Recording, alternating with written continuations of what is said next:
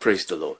I'm excited about today. I thank God for giving you and I the opportunity to study together once again. Today, I'm reading from one of my books. It's titled A Faith to Proclaim by James Stewart. It was published by Hodder, Hodder. I have a very old copy. I know this has been reprinted. Get it. It's been a tremendous blessing to me. Talking about the gospel. A faith to proclaim. This book is brilliant. And I thank God that somebody have reprinted it. It will bless your heart. I'm just going to read extract from various pages from this book. I'm not going to be telling you the pages because it will probably be different from the page of the one you have. But just listen and I believe it will bless you.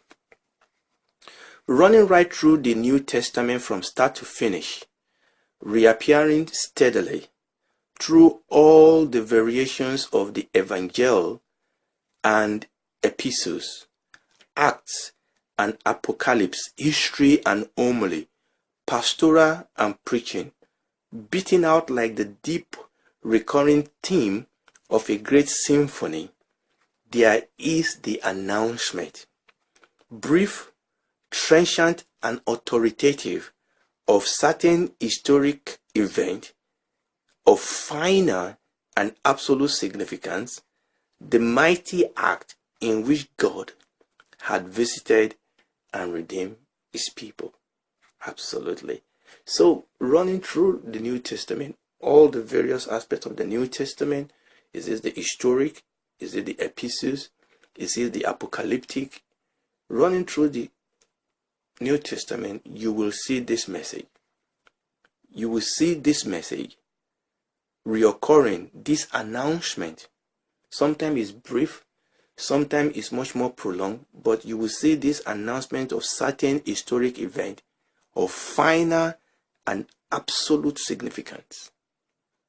The mighty act, this mighty act in which God has visited and redeemed his people. Let's move forward. What then was the essence of this proclamation by the original heralds of the faith? That's what we've been dealing with. The original people, starting from the Lord Jesus and the early church. What was the essence of the proclamation by the original herald of the faith? Quite briefly, it was this. They proclaimed that prophecy was fulfilled. That in Jesus of Nazareth, in his words and deeds, his life and death and resurrection, the new age has arrived. That God had exalted him, that he will come again as judge, and that now was the day of salvation. This was the message. The main emphasis, it is quite clear, fell on the death and resurrection of our Lord Jesus Christ. Praise the Lord. The new age has arrived, the kingdom of God. There are some people that call themselves the new age religion. No, the true new age came. The kingdom of God came when the Lord Jesus came. Now, I don't want to expatiate too much. Let's keep going. There are a couple of places I want us to read. Thus, the general pattern of the apostolic preaching is clear. It told of the acts and sayings of Jesus. It told how in the purpose of God he had died for sin. Above all, it witnessed to the resurrection. The crucial point is that it was dealing with events, not abstractions or theories or pantheistic generalities, but concrete, actual events localized in time and space. Not the idea of God did the apostle preach, but God himself in omnipotent action. Not just a doctrine of salvation, but salvation, the living deed. And this is very, very important. Not a doctrine of Christ, but Christ himself. Hallelujah. Praise the Lord. Let's keep going. The apostolic preacher spoke of facts, hard concrete fact known beyond any peradventure. That which was from the beginning declare we unto you. Faith in Jesus Christ is not an interpretation of the world, but it is participation in an event. Participation in an event, in something which has happened, which is happening, and which is going to happen. Participation in an event which has happened, which is happening, and which is going to happen. Praise the Lord. I don't know about you, I'm just getting excited here. Hallelujah. Let's go, let's move forward. Let's move forward.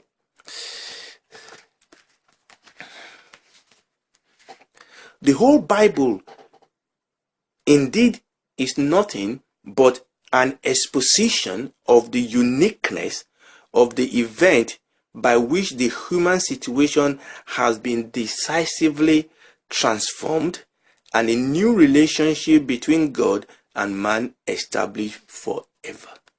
In Christ, crucified and risen, the unique divine event has happened. The final truth of God has been written into history, and the absolute has been given in terms of time. Praise the Lord. Hallelujah. I think that is absolutely powerful. Okay.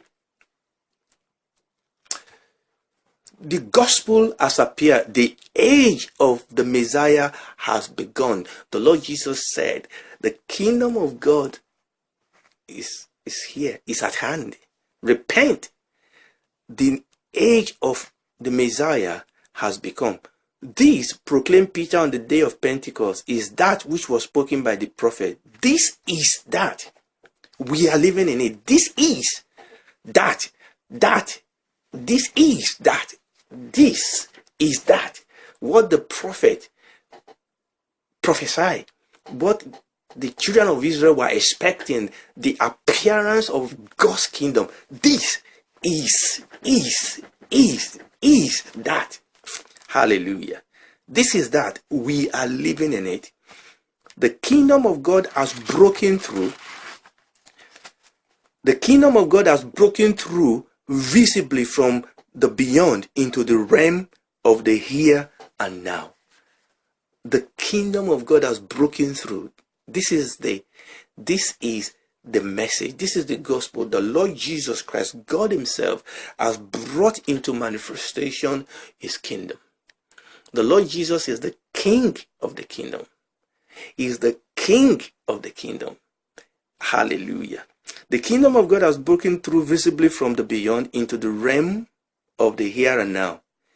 He has rescued us from the darkness, Christ Paul, and transferred us into the kingdom of the Son of his love. I pray that God will help me to understand this, to know what this is all about. The revelation of this truth. You know, when this revelation hit Paul, he could not remain the same. He could not stand still. He could not stand still. And I'm believing God and trusting God that God will visit us with a fresh revelation of his word. That we know this word. When this scripture hit me and hit you, we will be on fire. We will be on fire. We will be on the go for the Lord. Men were tasting, according to the writer of the Hebrews, the power of the world to come. The kingdom of God has broke through into our midst, and men began to experience the power, the glory of the world to come. What prophecy and apocalyptic are spoken of as the age to come was present fact. What the prophecy prophesied of the glory. Yes, there is a dimension of God's kingdom that will happen in eternity, but there's a dimension that has happened now. There's a provision, there's a dimension that is available to us for us to walk in the spirit, live by faith, walk in the spirit, live by faith. Hallelujah. Walk in the truth, full of the spirit. Hallelujah. Hallelujah. Let's go forward. We still have a couple of them to read. We are coming. We need to go quickly. At every period in the history of the church, the greatest sin of the church, and the one which causes the greatest distress, is that she withholds the gospel from the world and from herself.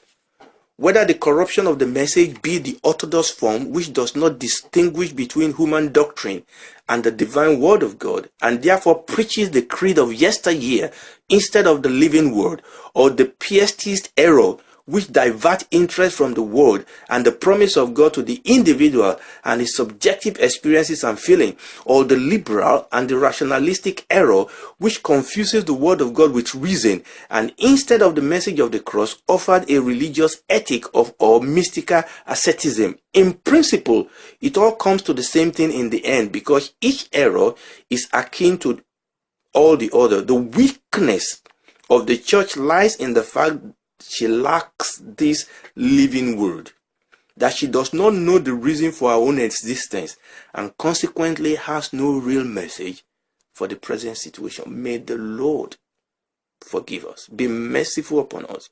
Forgive us, Lord. Lord, awaken us the reason for our existence. Lord, let your word have free course in your church once again. Lord, help us to find fresh value, to hunger after your word once again. Amen. Now we'll have about 2 more to read. Just allow me to read this.